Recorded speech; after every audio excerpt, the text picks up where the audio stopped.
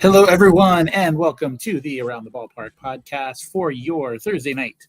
And it's not Friday. A lot of people think it's Friday. I kind of thought it was Wednesday, but it is Thursday night, January 22nd, episode 139.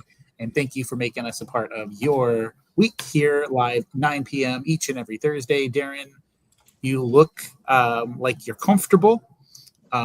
We are at the end of our winter season, I think, for this weekend. We're back in the high 80s again. Unfortunately, we had about 4 days of 40s in the morning and 60s in the day, but that's all we get. Typically, is 4 days. I think we get I think Tuesday it gets cold again, right? I think Heather, Marcus, I'm pretty sure. But what is the temp for you, Darren, tonight? Well, let's see. Well, actually, it's not too bad right now. It's like the lower 30s. But this morning was 12, 13.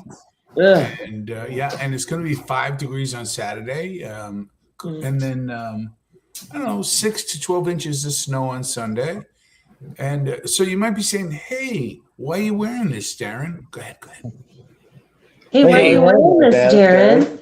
None of your business. No, I'm kidding. So here's the thing. So I put on the hockey jersey. I got a million of them. It's a comedy buffet. Pick the joke you like. So I got to tell you. So I'm wearing the hockey tarp. Why? Because we're going to talk hockey a little bit later, right? And then plus, you see this? This is what the kids in Canada call a toque. And in America, we just call it a hat, or we call it a skull cap.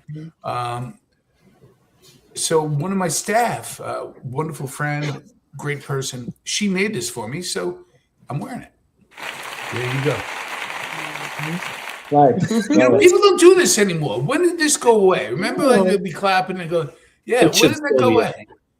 Right? It should still be a thing. I don't know. Do you remember doing that when you was a kid? I remember it. Yeah. Guys, it is exciting. We are at 3,912 subscribers, so we broke that 1,300 barrier. So I'm thinking that in the next 3 weeks we can hit that 4,000 mark. What do you think, Darren? Do you think we can pull that off? What are we sitting at right now? 3,912. By Sunday. Nice. By Sunday. Okay. I said 3 weeks. Okay. I will be right back. I'm going to go create some fake accounts. I will be back shortly. Like a voter in Chicago. Hey. Hi, Braylon. And thank you guys. There's quite a few of you guys on, so let us know that you're here. But Darren, before we do what we do and say what we're going to say and talk about what we're going to talk about, as always, got to give a shout out to Christopher Bennett and National Tax Solutions. You know, Darren, of course, he was at the national championship game. And after, I got to get this plugged in here, but a little bit after you say what you're going to say, I have a quick photo I can show you, of course, because why wouldn't this be a thing? But go ahead and take that away. So, it's not just right after Martin Luther King Day. It's not just pitchers and catchers report in, 5 weeks. It's not just playoff championship football coming up. It's also tax season. Nobody wants to go home right now and find out that they're dealing with a lien or there's something's going on with their taxes. Let me tell you about National Tax Solutions. These folks know their stuff. They care about helping you, and they're really good at making bad problems go away. I've heard from people all over. When I was down in Palm Bay, up here, we get instant messages, emails. In fact, I was with you before services one day, and a very nice young woman was like asking us tax questions. I'm like, no, Nashville Tax Solutions, other people. We just read the commercial. Because they tell us this, that Chris Bennett and his team turned a financial nightmare into peace of mind. That's what you're looking for when you have that sort of advocate on your side. So if tax stress is keeping you up, there's no need for that to happen. Just listen to your old pal, Darren. My initials are DR. I'm not a doctor, but almost as well, DR. So listen, call 855-627-4829. That's 855-627-4829. Visit NashvilleTaxSolutions.com or email for info@NashvilleTaxSolutions.com. Nashville Tax Solutions, real people who give you real relief. So thank you. And so I have two photos. The first one I was going to show you, it doesn't quite, it's not going to do it justice here on the podcast, so I will leave that be. But in this first photo that he sent me, he basically is literally 2 rows up in front of this individual at the game, of course. So that is Mr. Derek Jeter. So Chris just finds himself in these great positions, but he had a great time, of course. It was almost like a home game we were talking about in there the other day. But so, of course, we'll kind of chat about that in a little bit. But our guests of honor tonight, we have Heather and Marcos on tonight. Super excited to have you back. It's been a while since you've been on the actual show. I know you guys were on once before, and different topic. So tonight, super excited. We're going to learn, well, I already know, but we're going to kind of learn what Unboxed Society is all about and kind of get to talking about that here in just a moment. But I want to give you guys a little rundown of what is coming up here in just a moment. So let me make sure I do that, because technology, right? So this is what's coming up on today's show. We're going to talk about Unboxed Society. We're going to talk about this coming Sunday. There's an outside gathering. We're going to talk about it. We're going to talk a little bit about the Columbus Blue Jackets, a little bit into that national championship game that just happened. The Mets, Stearns has a plan. He signed some talent this week. We're going to talk about that. And then, of course, Darren's final question could literally be anything. So that is what is in this podcast. But Heather and Marcos, so first and foremost, we want to hear from you.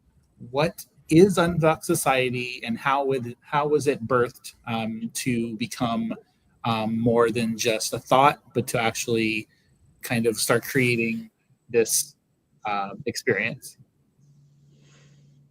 Well, so we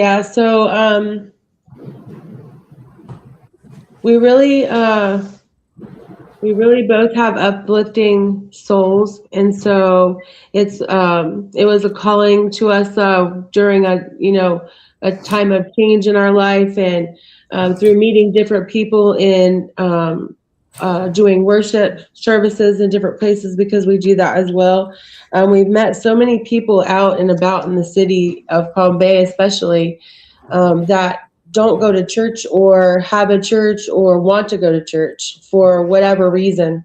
And a lot of times I've noticed as well that, like with sports, sports things, when you're a parent and your kids have sports on the weekends and the tournaments are the weekends, or even not kids and grown-ups have tournaments and you don't get to have your church service. So what we've decided and what was brought to us was to have like service outside. So not necessarily a church inside of the 4 walls, where we sometimes tend to spend a lot of time doing our service, that we want to do for the community and stuff, and we don't have time to do it outside. So 2 main things. One is that we are encouraging people to remember why we go to church to begin with, and that's because the Lord, calls us there for fellowship and to be able to cleanse ourselves and get ourselves ready for the week, and bring ourselves closer to the Lord, and to learn, from what the Lord brings through every part of the church, all the ministries inside the church and out. So we want to be able to be encouraging people to serve in our community too. So we're doing community service things, and we're having a 1 time a month right now, like an outdoor park service where it's the last Sunday of every month. And our goal for the year is to go to different parks in the city in Palm Bay, and just try to meet people where they are. So uplifting, nurturing them, building bridges through, of unity, opening doors to the community, and expressing faith through service. We encourage growth and grace, and we also devote time to worship. So our park service, our gathering in the park or our gathering outside has several different elements to it that we hope that can draw people in. So if you don't go to church because you're hurt, you've been hurt there, or you don't understand what church is, or you can't find a church, or the churches you've gone to haven't, been a match for you. That doesn't mean there's not one out there for us. We just have to keep searching. And so we just like to encourage that as well. And, one thing with when it comes to putting an event like this together, of course, as you go month to month, you kind of learn, okay, this works, this doesn't work. We can add this, we can subtract that. So tell me a little bit about the first time you were preparing. I believe it was the first one back in, I think it was in September, if I'm not mistaken.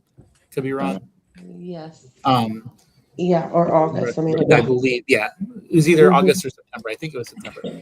But kind of that experience of like, okay, we just pulled up to the park. We know we're not quite sure what to expect in terms of turnout today and things like that. But just kind of your mindset of like, okay, this is real. We're doing it. How do we put this together? So do you kind of remember that mindset of like kind of getting out of the vehicle and like starting to put things together, and what you were kind of thinking in that moment? Because I'm sure it was chaos in your mind, but like, sure. what you wanted what you wanted the canvas to look like, but kind of walk us through that a little bit. Yeah, well, it was August 31st, so it was still warm. It was, sorry about the dogs. It was, we had been there. We went there prior to and had kind of scoped it out a little bit.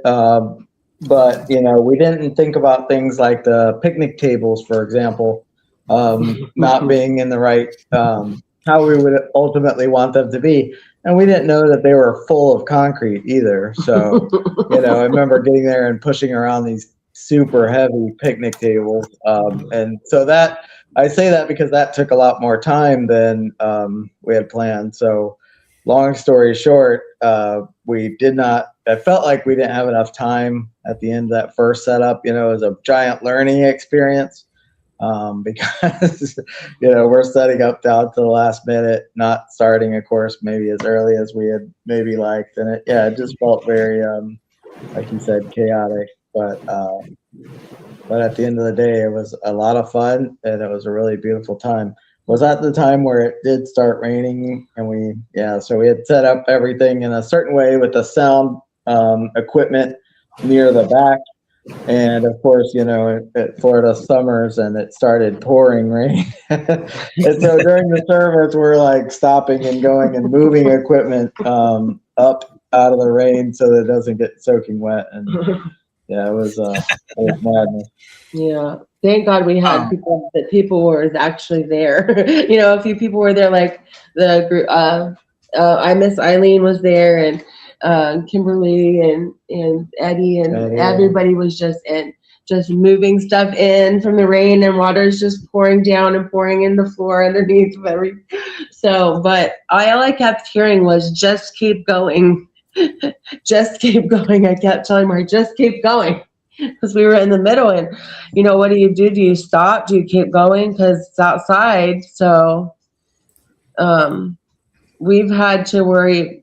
I think that's really been our biggest worry, is whether it's going to rain or not. And the next rain event was during the hurricane. Yeah, there was a tropical storm going up the coast the next time. But yeah, everyone was super supportive and just helpful and just encouraging. And so it went. Mm-hmm. I think when you realize, like, what doesn't, if everything doesn't go according to plan exactly, especially the first one, second one, third one, it's totally okay. And you just kind of adjust on, for the next one. So like, to me, going there was beautiful, but in your mind, like, I want to make sure I didn't feel like it was chaos. I just was saying, like, in your mind, it's probably like, oh my God, we got to do 500,000 things. But to the person going, it's like, wow, look at all the work put into this, whatever. But to the person who's putting it together, I can imagine it could be overwhelming and daunting. You have this to do. And one of the things we were talking about, Marcos, offline, was that as you go, like, it's really cool. And I'd like to get to that next. And then Darren, I wanted you to chime in on something, but we have, if you want to talk about the outside gathering this coming Sunday, because when you look at 3 or 4 months ago versus what you have coming out now in terms of others helping on board in terms of not just in worship, but in food preparation and other things like that, the team is starting to grow a lot just from where you were 3 or 4 months ago. So talk a little bit about how the team's grown, and then also what to expect and when this event is, this outside gathering is this Sunday. Sure. So yeah, it's and if I could digress a little bit back too. So this is obviously a lay ministry. It's about the community. This thing, it was like going back to the birthing thing. When we were talking to some people at our church about it, originally the idea was called Park Church, and the idea was to have an outdoor church where you can be in God's nature and meet people out in God's world, and invite them in to church. But we ended up going with the name Unboxed Society because that came from it was a paper that Jen and Vance had written called The Box Society. And I was talking to Vance one day, I believe it was at the garage at the house church, and he was telling me we were talking about this whole idea, and he mentioned that paper, and I said, "Oh, I love that. Can I steal that name?" And so we just changed it to Unboxed Society. But the point is, it's a community involvement thing to where we want for those who are in the church already to get out of the box and to use their gifts and talents and things like that, because you got some people who maybe aren't using all their talents the way that they could be. So just all that to say, yes, the team, the support of everyone, there have been people who have given some financial support and things like that, totally unexpected. But there have been people who are, pouring in other ways, whether it be by being a guest speaker. One of our things is to have a different speaker every time so that we don't fall in ruts and routines and religion and things like that. We want to be different every time. So this Sunday, our guest speaker doing what we call our unboxing is Vance, who is, like I said, the one of the authors of the paper that we originally stole the name from, and repurposed. So You repurposed the name. Repurposed the name. That's right. And so he'll be given that unboxing, and then Ernie Perez, who from Man Cave and all sorts of things, has offered to grill cheeseburgers, and so providing that. So that's part of one of the things we always like to do, is provide some kind of food or snack or something like that. And he asked if he could do that. So we're super excited about that. And then Jesus, like I said, and bringing the best popcorn in Brevard County. So good. He actually was the guy. He has popcorn. Yeah, I think he's the guy who provided the popcorn and the cotton candy at the Christmas extravaganza in Palm Bay. I think so, right, Mike? I think this was his 4th year on the team, 3rd year overseeing the popcorn team, but 3rd year leading the team and rocking it out, because he doesn't just make the popcorn, he adds his own flavor and all that kind of stuff into it. Yeah. So he is so good. So Darren, I wanted to give you the opportunity, if you had a couple questions for them, if you're anything that you're wanting, as someone, I know obviously you're not gonna be able to make it and everything like that, but anything that comes to mind that from what we've heard so far that you'd like to ask. Yeah, my background. I'm very impressed and motivated, and I love hearing about this type of extemporaneous organic growth. I love that it's outside. And it's interesting because, when you put anything together, whether it is a ministry, whether it is a hospital, whether it is a sock factory, you say, who's my target audience? When I'm putting this together, who am I thinking about? Right. And I could feel that vibe from the both of you as soon as I, was listening to this. And it's interesting because you were talking about some of the struggles, the rain that happened, and some of the other things. What happens is we are pretty much the only ones that know that we're either nervous or that those things are happening. They are legitimately, the people who are there are either A, happy just to be there, they're actually rooting you on, or B, you're stopping them from potentially doing something that is not God's best, or C, they just have a moment for as long as that service is where the negative things in their life are not front in their mind. So you may never know the wonderful touch point that you have when you do this, not only to give you a soliloquy instead of a question, but I just think it's wonderful that you do this. And I know you said you stole the name, quote unquote, but if you can go into a little more detail, because I love the image that's behind you there about unboxing. And what was your thought when you said that's the name we want to go with? Sure. Yeah. So, so to speak to their, I keep on calling it a paper. I think they call it like an epistle or something like that.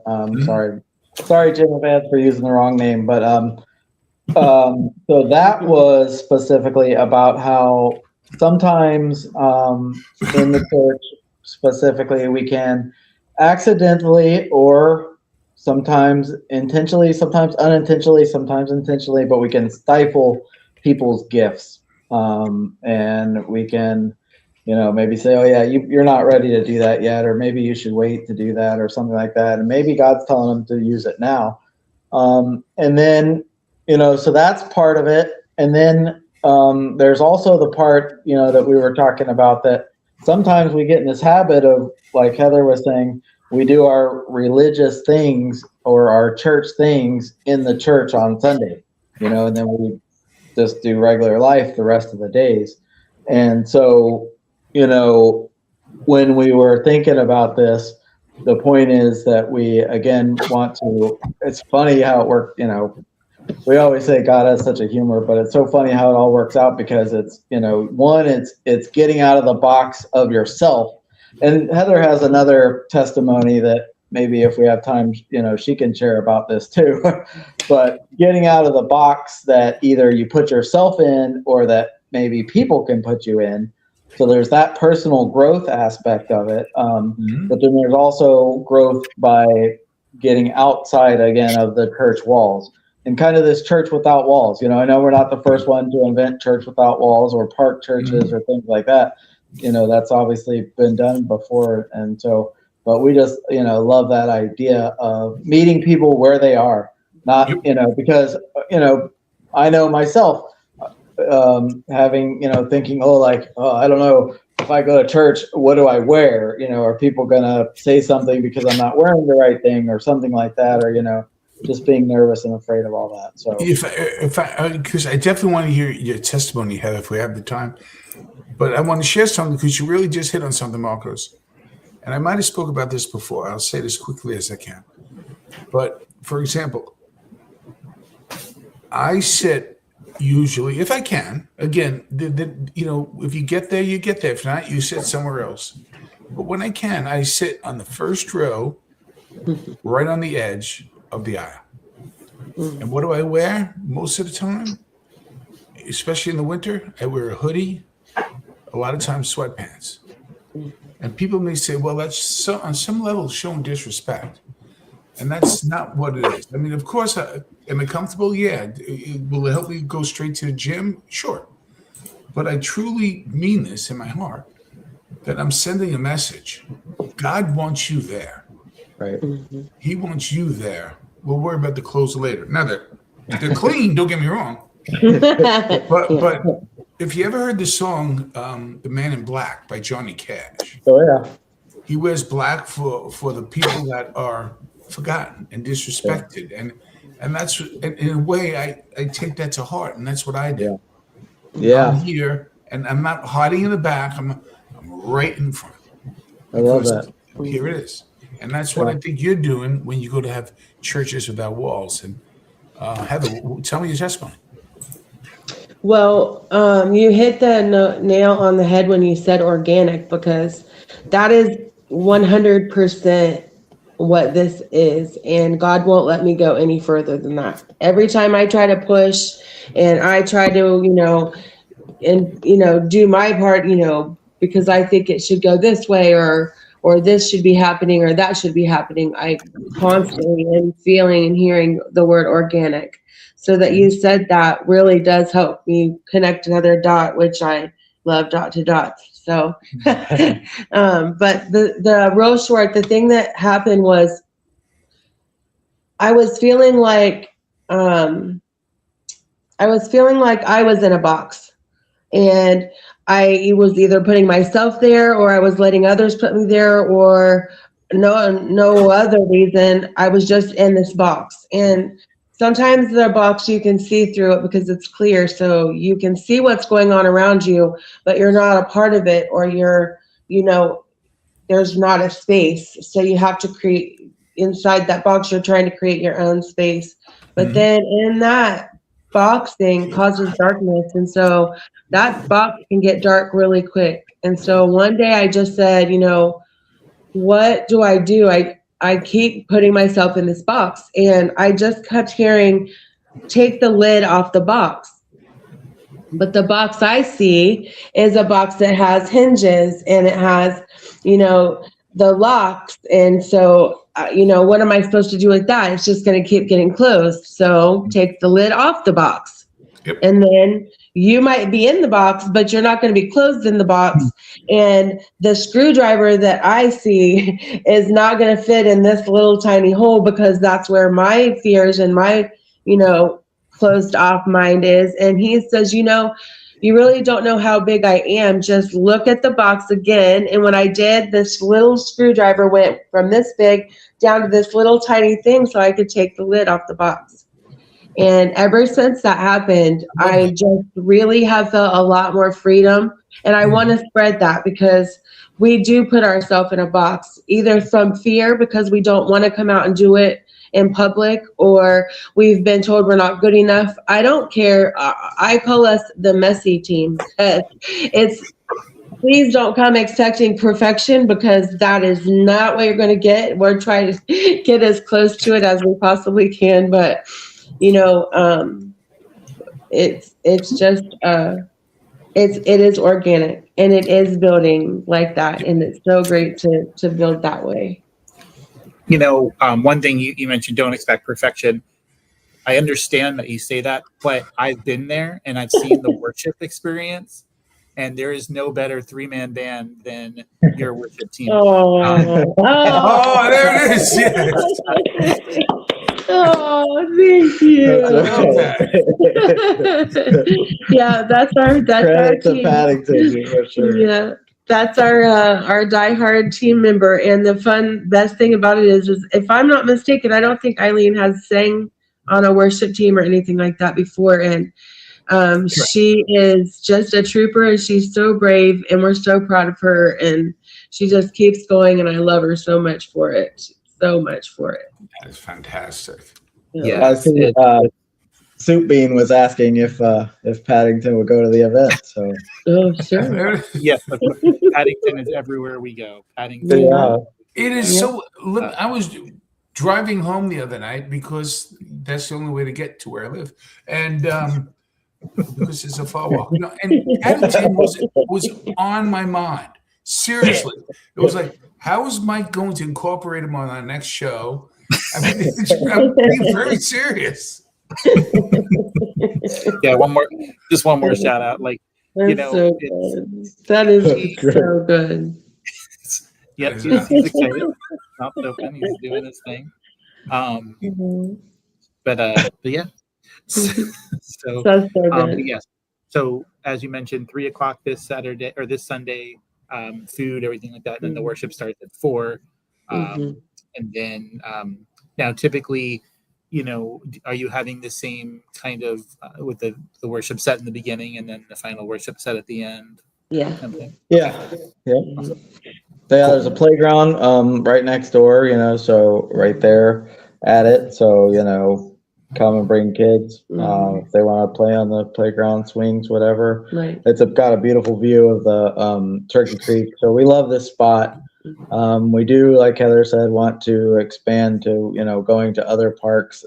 This park is sort of like at the end of the road, so maybe we don't get the most foot traffic and things like that. So we do need to, be more brave again and, break that ceiling and go to more, public places and things like that. But Yes. So, and I see a comment here from Braylon Hoover, CBJ. So yeah. Columbus Blue Jackets. Hi, Braylon. And, it doesn't stop there. Paddington, we love Paddington, but Paddington is everywhere, and Paddington is unboxed as well. Out of the box. He's out of the box. Let's go. Yeah, he's out of the box. Shout out to an anonymous source that sent me that photo. Braylon is actually our grandson. He lives in Ohio, and he plays on the Columbus Blue Jackets youth team. Oh, I love that. What position does he play? What position does he play? He's an amazing goalie. Love that. I'm pretty sure he's played different positions. Yeah. I know he's played different positions as well, but this is the one that he seems to be thriving at and making. He loves it a lot. Isn't that right, Braylon? It's a great sport. It's funny you mentioned goalies. I think something happened last night. Goalie fight. That rarely ever happens, an actual goalie fight. Yeah, and they were throwing haymakers. And how much of that do you think it is? I understand it's still within reach, but the Florida Panthers are finding themselves in last place in their division, and there's still plenty of season left, but that frustration is probably starting to boil over because that is not a usual spot for them. They won the Stanley Cup the last 2 years, so but that was insane. So have either of you ever been to a Columbus Blue Jackets game? Yeah. So kind of share that experience because we're all about the stadiums and the ballpark. So love to hear about that. Well, it used to be, I don't know if it still is, I guess, Nationwide Arena. And it's in downtown Columbus, Ohio. And it is it's awesome. We had a great time there. We've been to at least like 3 games. I think something. 3 together, and Braylon and his mom, they go to lots of games. I think they're season ticket holders. But yeah, it's super fun. Super crowd involvement. They have a big giant cannon that they shoot off when they score goals. When I first moved to Columbus, Ohio, in like 2003, there was a player named Jody Shelley, and all I know is, getting into hockey and stuff is it didn't seem like he was like the best, hockey player. I think he was good, but I think he was even better at brawling. Yeah. And so whenever they need that. You came out on the ice, you're like, let's go. It's about to go down, So right. You kind of wait for pucks to fly, for the sides to be smashed by players, and fights. That's what you kind of wait for. I wanted to show this. This is just where the Blue Jackets are right now. So they're second to last in the Metropolitan. They've actually cut off the point I was trying to make was not so much that. But Darren, just a sidebar, because I'm trying to learn a little bit every day about hockey. So there's a column here that says next to points, it says difference, a differential, I guess. And so for the Blue Jackets, it's -15, but for the Tampa Bay Lightning, it's a +49. Do you know what that would mean? By chance? That can mean a couple of things that I'd have to look at it, but most likely the goal differential between how many goals during the course of the season they've let up as opposed to how many goals they've scored. Okay. Gotcha. Yeah, I was just curious because and Marcos and Heather, do you happen to know how the point system works in the NHL in hockey by chance, or no? So just a quick 30-second version is because I was always wondering too, because there used to be a lot of ties and then they go to overtime and tie after tie. So now basically if you win the game, you get 2 points. If you lose the game, you get 0 points. And then if you make it to overtime and lose, you still get 1 point. So a lot of times, so if in the future, if you see something, so like in that, I'll bring that back up again. And what if you tie? It's 1 point also. Ties so 1 see how point. it says 22, 20, and 7. So that means they did lose 7 times. Yeah. They at least got Overtime 1 loss. point there. Okay, yeah. So basically, I think it's the top 8 overall in the whole East and the West make it the playoffs and stuff like that. So I was always confused. I finally learned what that meant. But Yeah, right. So if you go back to that for a second. Yeah. Put that back on for a second. So all you can do is look at the Hurricanes, who I'm not a big fan of. So 2 points for a win, right? So 31 and 31, 62, right? Overtime losses, 4 and 2 is 66. Yep. There you go. So, and now they do also have shootouts now, and so I think it's a 5-minute overtime. So once you get to overtime, if 3 on 3. else scores a goal, it's 3-on-3 shootout. Or Yeah. right? No, 3 on 3 overtime. Overtime, and then a shootout with 3 people each, right? Yep. Yep. Is it the same 3 people, or it can be? No, it could be anybody. No. Okay. So, do you remember what was your favorite? Like, one more question with the Blue Jackets in terms of the arena. Was there something super memorable there that you, whether it be a food item, because we love food hacks and must-dos and things like that. Do you remember anything like that by chance? Or did you just... One of my favorites was the I don't know if it was just one game or whatever, but they gave you these inflatable like sticks, thunder sticks, whatever, that you hit them together. And I love that. Yeah, I think the whole environment, like the excitement and the what's going to happen next, I think is for me being there. And that stadium is kind of nosebleed. It kind of is like the arena is kind of super steep. So when you're up in the top, it's, a little challenging at first to get your bearings, but I think that's one of the things I remember the most about it. So I have a quick question. Well, first of all, you're right about that. Those are, don't lean forward. No. It's almost like you have to stand for the national anthem because but you almost got to do it very gingerly, because you don't want to plummet to your death either. So. That's right. So almost to a person, I'm sure there's people out there who think differently. When you explain hockey to people, how much better it is in person as opposed to watching on television, was that your experience? And maybe briefly tell us why, what makes it so much better in person? I think in person, well, of course, all the things they do for crowd involvement. right. You don't see a lot of the stuff they do on TV that they do actually do in there because of commercials and things like that. So, they have a lot of stuff during halftime and a lot of recognition, and they're really, really, really good to their kids, their youth, and to make sure that they're acknowledged and welcome, and I think like any live event, of course, the energy, the sound, the cold air. Yeah, it's cold. In there, and of course the Zamboni. Yes. Yeah. I mean, even and I don't know how old Braylon is, but even at his age, I see he's been playing for 5 years. It's amazing how fast the game is in person. They are flying up and down that ice. Yeah. Yes. Yeah. Yep. He actually, Braylon just is back to hockey. I learned he had an injury before Christmas, and his muscle was actually separating from his hip, and so he had to do a lot of therapy. And he's a trooper, buddy. He had that, and then just to even be able to be playing hockey, Braylon was in a back brace from a car accident where he had a devastating back injury when he was little, and he was so brave and so resilient. All of our grandkids are in sports, basketball, football.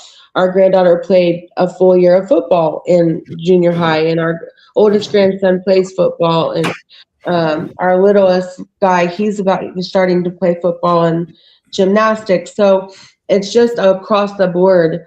But to watch Braylon be able to play hockey after that is it really is a miracle. Yeah. It's not a stereotype. It's true. There's just something different about hockey players. Mm-hmm. It's male or female. It's just, all right, stitch me up. Let's go. I'm going to heal. Let's get back out there. Yeah. Now, I want to ask about the national championship game just for a moment, but before I do, real quick, last question, Darren. Eileen was looking up online and she saw that are they doing another outdoor hockey game in Tampa? Yep. Is that correct? Okay. Do you know when that's going to be, or? I don't, but I can get you that information from Dr. Google. Hold, please. While he's doing that, just a heads up, on our next episode is going to be the big number 140. And as Darren said, maybe we'll be at 4,000 subscribers by then. Oh, yeah. But this coming Sunday at 8 o'clock, Brianna Jacob, a finalist from the Extravaganza's Got Talent, will be live with us at 8. This will be I believe, our 6th out of the 8 performers that we've been able to get on the show. So super, super cool. Her and her husband, who play the piano, will be on with us this Sunday. So excited for that. Make sure you mark your calendars, save the date time for that this Sunday, 8 o'clock. Nice. And Darren, did you get the answer? Still looking it up. Spelling is hard. Hold, please. The coolest thing about hockey and like soccer, sports like that, is the not suspense, but the when it's so like if they get down on your side, or they're on your side of the rink, the whole time or whatever, and there's shots on goal and things like that. Every goal matters so much, because at least if you're good and have a good goalie and a good defense, it can be so hard to score goals. So I really like, I don't get a lot of time to watch sports, but I do enjoy soccer and hockey, especially live. Mm-hmm. Live, yeah. So I was fortunate I have ESPN, and then like every hockey game seems to be on the plan that I have. Like I don't have cable, but somehow I have ESPN through some login, Disney Plus, something, I don't know. And so like I was having Darren and I doing a watch along one night, and I was like, wait a minute, I have like all the games. It's nice. So I started getting into it this year. Wow. So, but let's chat a little bit. We got about just under 10 minutes left to go. So, but so a little bit about the national championship game. So I didn't have a horse in the race. I'm a UCF fan, so they were eliminated, like week 4. But this national championship game, Indiana and Miami, is in Miami. But I know you watched Ohio State, and unfortunately Notre Dame didn't make it. And there's a whole podcast on why they should have been in there and that whole debacle. But what was, as not really having a team in the race, you probably were going for Indiana, I'm assuming, but talk a little bit about, I'll start with you, Darren, and then we'll go to you, Marc and Heather, about what you thought of the national championship game. First of all, did you watch it? And then your thoughts on how the season played out and all that. Well, first of all, February 1st, Bruins at Tampa Bay. Okay. Second of all, I love college football. Played college football, coached college football. I absolutely love it. I watched every minute of that game. You saw 2 teams doing everything right, back and forth. So much scoring in the third and fourth quarters. But Indiana, Mendoza, his play, that was a play for the ages. 4th down, and there was no hubris attached to it. And he had a run for 5 yards, and not only does he get the 5 yards on a quarterback draw, by the way, the same quarterback draw that Notre Dame did to Miami week 1, by the way. It was just a play, and then he just would not be denied. And, nothing against Beck, but Beck throws that ball with a little bit more of an arc, Miami wins that game. It was that close of a game. It was two teams that you really have to say, you know what, they belong there. They belong in a championship game. Either one could have won. It was just a wonderful game. You know, and it was 10 versus 1, correct? In terms of the out of the 12. We all agree Alabama should not have been in the top 12 this year. They had 3 losses, should have been Notre Dame. But we'll talk about that another day. Marc and Heather, your thoughts? Did you watch any of the championship game, or did you stop after Ohio State's game? So I do have a tie, actually, you. My sister graduated from there, and oh wow, half of my family lives in Bloomington. So that's great. So, yeah, I definitely was rooting for Indiana, even though, for when I lived in northern Indiana, which was a lot closer. We were South Bend, so obviously we were Golden Domers, and it was always Notre Dame's good at football, Indiana's good at basketball. That's just the way it is, And so this was quite an interesting thing, but yeah, definitely rooted for them. I agree 100% with Darren. Like those two teams. I mean, going back to week 1 and Miami beating Notre Dame, and I was like, what the heck is this? But you knew right then and there that they were a good team. I didn't realize at that time how good, but you knew they were good. And then the Ohio State and Indiana game, you obviously realized, okay, Indiana is the real deal too. And so they absolutely both deserve to be there. And unfortunately, we don't have ESPN, so I didn't get to watch it, but followed it. But, for 10 points and a chance to play for the car, and this is true what I'm about to say, who was the last team to beat Indiana? I'm going to say Duke because I have no idea. I'm going to say... Marcos, you know this. Penny probably knows. Is it Ohio You know State? this, Marcos. No, you... Notre Dame. Golden Notre Dame last year in the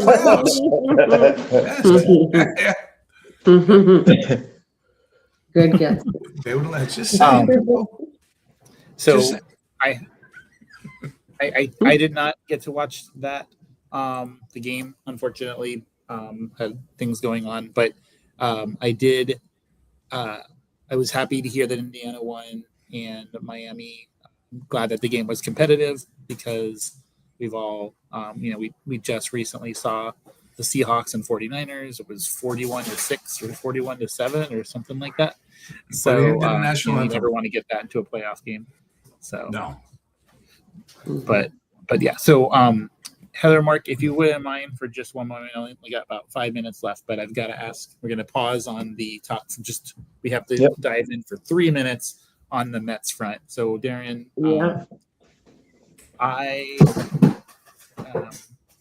that's okay.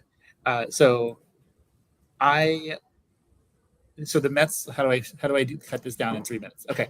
So the Mets made some moves this week, and they basically, a lot of people are saying that they're in a much better position than they were last year because they've acquired all this new talent.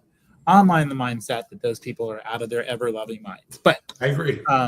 So basically, to sum it up, for those that don't know what I'm talking about, the Mets signed, first of all, they signed a second baseman that's going to play first base. They signed a third baseman who's great, but they already had 3 third basemen. He's a shortstop, so he's going to play third base instead of his natural position, shortstop. We got rid of the best closer, I think, in the game to get a guy who leads the league in blown saves. We got a center fielder for $20 million that's been on the injured reserve list 6 times in the last season, and a ton of strikeouts.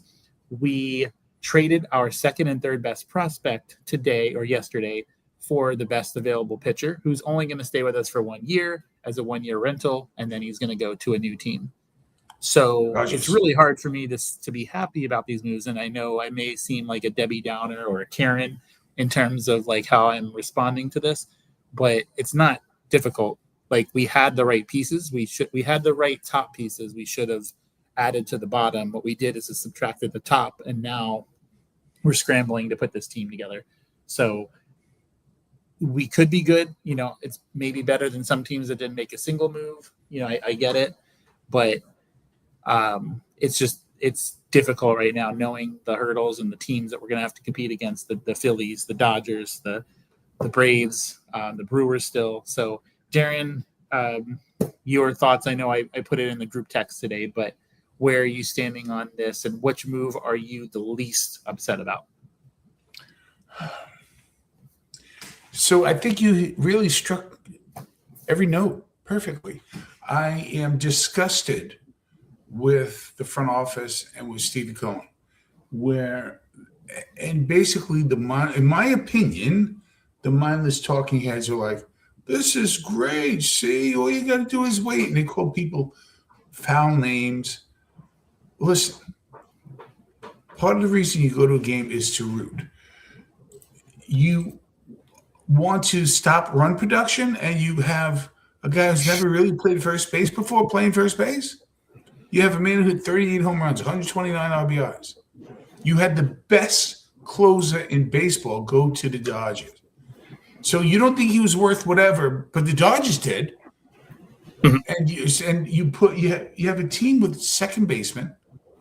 Well, they're better on defense. Are they? Your first baseman's never played the position before. You have a rented player at third base. You talk about the pitcher.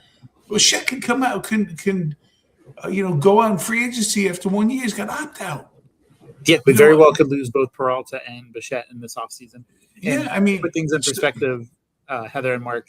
Basically, what happened was the Mets got some good players, but the general manager said, we need to be better on defense. We need to stop making so many errors. We need to improve on run differential. So we're going to get rid of our guys that are not the problem, and we're going to improve on those positions. So that'd be like the equivalent of, let's say, Mark, that you were overseeing a worship team at a mega church, and somebody like your number one person left, and you needed to bring someone with credentials to like jump in immediately, and you called me. And I may be talented in many other things, but I don't know a kerfuffle about worship in terms of sound and all that kind of stuff. And so I would not be the right fit. So that's what the Mets did here. They said one thing, but what they did is the complete opposite of that. And so a lot of people see these names and they're like, whoa, you got all these names, but they're not the right pieces and they don't fit. We needed a left fielder, we needed a second baseman, and we needed a starting pitcher and center fielder. And what we got was a second baseman, a third baseman, and got rid of half of our best players in the farm system. So not a great time, but we'll see. Season's 2 months away still, so they might even make more moves. Yeah, I hope I'm wrong, but I don't think I am. Do you think if this doesn't work out, that there might be a change? Oh, sorry. All right. What are you going to say? And then it's time for Darren's final. Could be anything. Question. Okay. So we love our wives or significant others if you're not married yet. So infidelity is not a good thing. Here's the but, however. All right. And I'm going to go around the room and want honest answers. So you and somebody start watching a show together. You start binge watching a show together. Is it acceptable to secretly watch and go ahead? No. Hey, see, wow. No, Heather doesn't even wait. I mean, and hold on, Heather, please, you must show your work, explain why, and then Marcos go to it, and then I want to hear from you, Mike. Because sometimes you might accidentally talk about your friends like they're your real people. Like I tell stories about the TV show that I'm watching, so like they're my best friends. And so if I watch it, then I might spoil it for him. I'm pretty sure I would. And then also, if you've already seen it and you're watching it again with them, you might be more, adapt more. You might do other things while you're watching instead because you've already seen it, right? Mm-hmm. And try to tell you what's going on, or watch this, or wait till you see that. That would be me. Is that your same answer, Marcos? Yeah, I think that's why my thought was like, why would you? Because then you got to sit there and be bored, like to watch it again. And maybe all right, I challenge you this before I flip over to Mike. is there a statute of limitations? Let's say, for example, the same person starts blowing you off 3 weeks in a row. Yeah. You now have the grace to be, and I'm watching. I want to know what happened on Landman. I want to know what happened on whatever. Yeah. That's a valid point. Yeah. I don't know where that time comes. See? These questions are real. Sorry. There is a statute of limitations. What about Mike? Yeah, Mike, what do you think? So someone somewhere, like maybe a year ago, we were talking about something that happened on season 2 of The Walking Dead back when I would watch that show. And they were like, nope, stop. I'm like, season 2 of The Walking Dead was like 2012. Like, That's right. You're right. They haven't seen it yet. Yeah, but see, to be fair, like your Stranger Things show, we haven't started that thing yet. So. Oh, I love it. I love that show. I watched every episode of all 5 seasons in December because Mike said to. I'm so glad he did. That's so funny. So don't say nothing. Yeah, I think Aiden's finishing season 5 tonight, or he's powering through season 5. He hadn't seen it yet. But to answer your question, I think you don't, unless the statute of limitations pass, then it's free game too. I think because what will happen is if you do watch it at a time, you're going to say things like, watch this part. You got to watch it. Yeah. Yeah. Oh, this is good. Staring at the screen. So what do you think they're doing? They're watching this part, so you don't have to remind. And I ruined a movie for her. It was forget the name of it, but like there were so many good parts. But every single time I was like, "Oh, you got to see this part. Oh, this one's so good." It ruined everything. So I think the answer is watch it together. But once it's past whatever you determine, and come to that agreement together. What is the statute? That's right. And then at that point, So yeah. Yes, Mom. Thank you for watching as well. I appreciate you. Good to see you. Thank you guys so much. This hour flew by. I say that all the time, but can't believe we're going to be at episode 140 in just a couple of days. Super, super cool. Very much looking forward to, because obviously didn't meet in December, so looking forward to Unboxed Society as the outdoor gathering this Sunday, 3:00. Super, super excited. It's going to be a great day between church service and then Unboxed, and then we'll have an evening service and then the podcast. It's going to be a full but fun day for me on Sunday. Yeah. Darren, thank you for being here as always. Heather, Marcos, have a great rest of your week. I'll see you. Bye, guys. Thanks for having us. It was a pleasure. Thanks, guys. See you tomorrow at Mandy. Love you. Next time, guys, we'll see you around the ballpark. Bye, Paddington. Bye, guys. Bye.